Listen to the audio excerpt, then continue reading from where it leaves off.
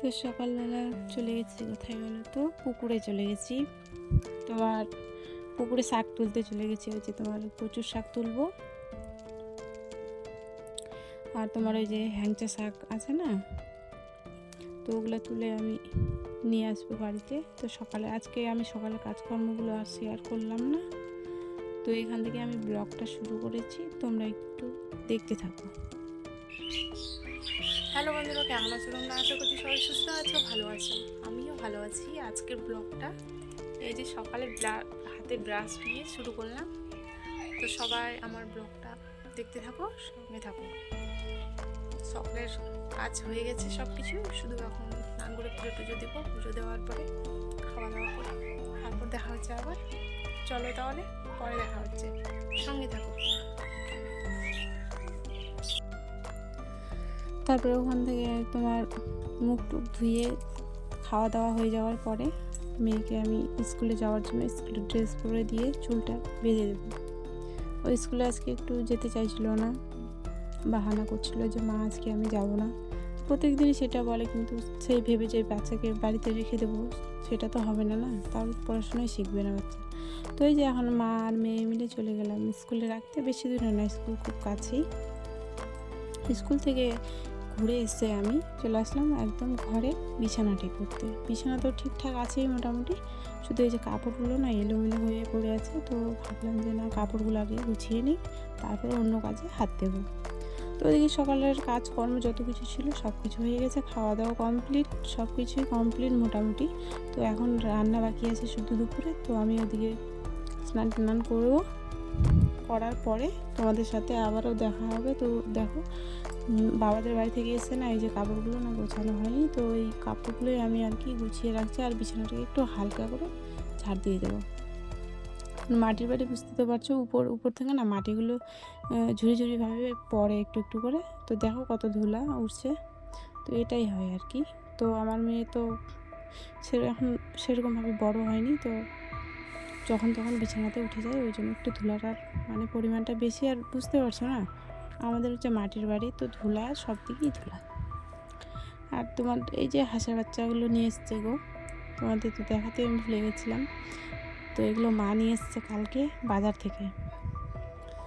তো এগুলো তোমাদেরকে দেখানো হয়নি। তো এগুলো আমরা এখন পুকুরে ছেড়ে দেবো। পুকুরে যত থাকবে ততই তাড়াতাড়ি বড় হবে। তো তার জন্য যে পুকুরে নামিয়ে দিলাম মা আর আমি মিলে। তো ওরা ওখানে থাকবে, তারপর বিকেলবেলা আবার তুলে দিতে হবে এদেরকে।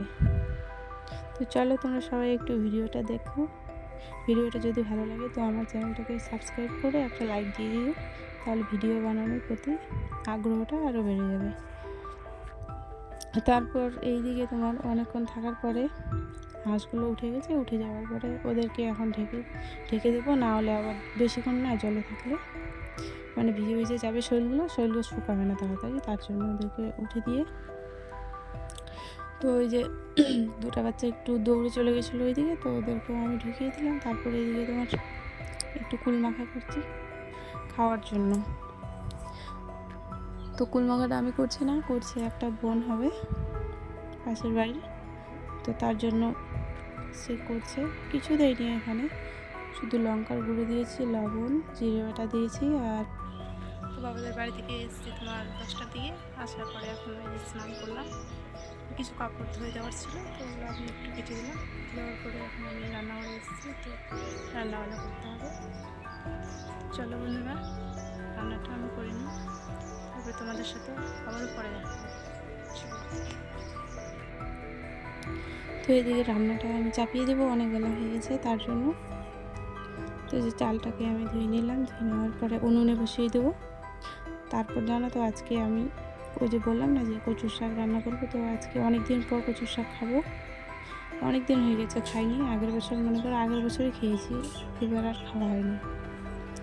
আর এই দিকে দেখো উনুনের অবস্থা, খেজুরের ওই যে পাতাগুলো দিয়ে রান্না করছি। তো এখন মানে এমনই দিন কি না, এত জ্বলছে যে মাথা খারাপ, মানে উনুনের পাশে থাকাই যাচ্ছে না।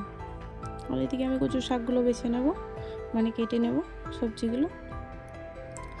তো এই যে ছোটো ছোটো করে কেটে নিয়েছি, তো ওই জন্য অনেকগুলো দেখা যাচ্ছে, কিন্তু অতগুলো না, অল্পই নিয়ে এসেছি। আর কচুর শাক না যতই বেশি নিয়ে আসো না কেন, সেদ্ধ হয়ে যাওয়ার পরে অল্পই হয়ে যাবে। তো তার জন্য এই যে কেটে নিই ছোটো ছোটো করে। তো কী বলো তো, এই যে আমি ওগুলো না ছিলবো না, কারণ এইভাবে না বেশি টেস্ট করে। তার জন্য এই যে এরকম করে কেটে কেটে আমি নিয়ে নেব। আর আমরা এরকম করেই খাই, মানে স্বাদটা বেশি লাগে আর কি। তো পাতাগুলোও নেব, তাহলে ভালো হবে আর কি। তো মাছ দিয়ে নেবো আজকে, শুধু রসুন দিয়ে রান্না করবো, মাছ নেই। তার জন্য এমনি রান্না করব। আর ওই যে তোমার মাছ ছিল, কিন্তু আমি সেটা রান্না করলাম না। আর আমি এখন গেলাম কোথায় বলো তো, আমি গেলাম শাকগুলো ধুতে গেলাম টিউবওয়েলে। পুকুরের জলটা খারাপ হয়ে গেছে, আর তার জন্য ওই যে টিউবওয়েলে গেলাম। টিউবওয়েলটা এই যে সামনে আছে না, সামনে ফুল গাছগুলো আছে, ওর আরেকটু মানে যেতে হবে। তো ওগুলো ধুয়ে নিয়ে আসার পরে এই যে সেদ্ধ করতে দিয়ে দিলাম, কড়াইয়ে দিয়ে দিলাম সেদ্ধ করতে। তো এত যে ধোয়া কি না, মাথাটা খারাপ হয়ে যাচ্ছে আমার। রান্না করতে খুব অসুবিধা জানো, আর গ্যাসেও আবার রান্না করতে পারি না আমি। তো তার জন্য উনুনে রান্না আমাকে করতে হবে। তো এটা আমি সেদ্ধ করতে দিয়ে দিলাম। তারপরে আমার ঝাল মশলাগুলো বাটা বাকি আছে, তো এদিকে আমি ঝাল মশলাগুলো বেটে নেব। তো এখানে আদা, জিরা আর ওই যে রসুনটা, ওটাও মানে একটু করে নিলাম শিলের মধ্যে। তারপরে এদিকে আমি রান্না করব করলা আর আলু। তো আমার এরকম দিনে না আমার করলা খেতে আমার একটু বেশি ভালো লাগে। তো তার জন্য এই যে করলা আলু দিয়ে একটা মানে হালকা ঝোল করবো না, ঠিক আছে, কষা কষা ভাব থাকবে। তো ওরকমই রান্না করব, কিছু দেবো না গো, শুধু টমেটো দেবো।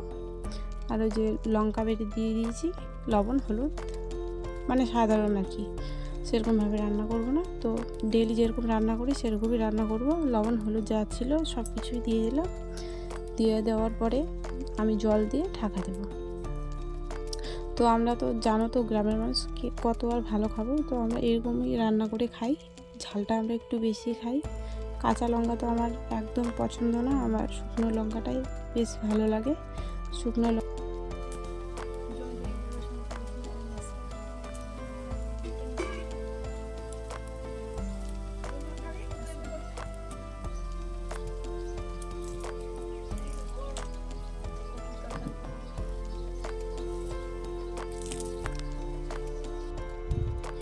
তো এইদিকে তোমার সেদ্ধ হয়ে যাওয়ার পরে ওই যে টমেটোটা আগে দিয়েছি, কচুটা সেদ্ধ করে রেখে দিয়েছিলাম। তারপরে যে টমেটো, লঙ্কা বাটা, তেল দিয়ে একটু মশলাটাকে ভেজে নিলাম। ভেজে নেওয়ার পরে এই যে কচু শাকটা দিয়ে দিলাম, দিয়ে একটু কষা কষা ভাব, মানে কষা করে জল দিয়ে কষে কষে তারপরে মানে নামিয়ে নেব। জল টল আর দেবো না আমি। এরকম করে আজকের খাওয়াটা আমরা খাবো দুপুরের। তো সেরকম কিছু আর আজকে রান্না হয়নি গো। তো চলো তোমরা সবাই একটু ভিডিওটা দেখো কষ্ট করে।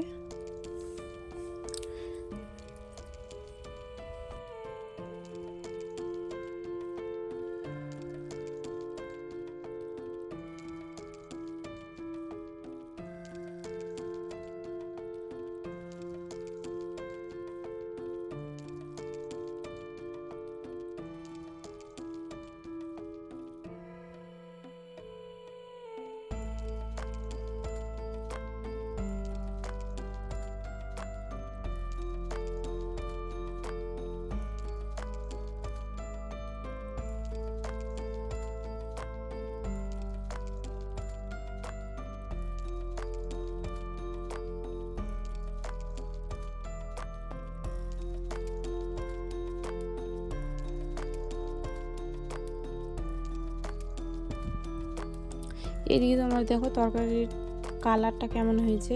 এই এই শাকে ধরো কচুর শাকে যদি আরও যদি কাঁচা লঙ্কা দেওয়া যায় কেমন কালারটা হবে বলো তো।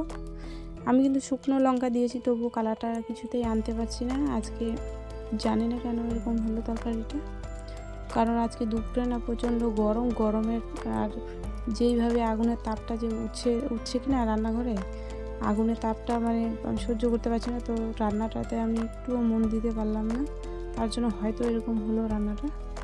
আর এই যে তোমার ভাতের হাঁড়িটা একটু আমি মুছে নেব। ভাত হয়ে রাখার পরে আমি এটা মুছি আর কি। পরে কেউ সঙ্গে সঙ্গেই মুছে মানে নামিয়ে নেয়, কিন্তু আমি তখন করি না, ওটা আমি পরেই করি। রান্নাবান্না হয়ে যাওয়ার শেষে আর কি। তো আমার রান্না বান্না এদিকে কমপ্লিট হয়ে গেছে। তো বললাম না আজকে কিছু আর রান্না করিনি, শুধু ওই যে করলা তরকারি রান্না করেছি আর কচুর শাক, আর কিছু রান্না করিনি গো আজকে। তো এগুলো দিয়ে আজকের মানে দুপুরের খাওয়াটা হয়ে যাবে। তো আজকে হাটবার, সন্ধ্যাবেলা দেখি কি নিয়ে আসছে, মাছ নিয়ে আসছে না মাংস নিয়ে আসছে, যে কোনো একটা নিয়ে আসবে। তো সন্ধ্যাবেলা আবারও রান্না হবে। তো চলো তোমাদেরকে একটু তরকারিগুলো দেখে দিই কেমন কালার হয়েছে আমার তরকারির।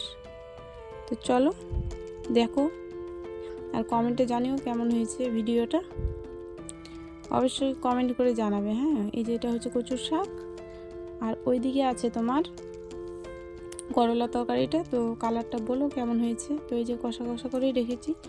তো চলো বন্ধুরা, তোমরা সবাই সুস্থ থেকো, ভালো থেকো। আজকের ব্লগটা আমি এখানেই শেষ করছি। তো এরপরে আমি ভাত খাবো, তোমরাও খাও।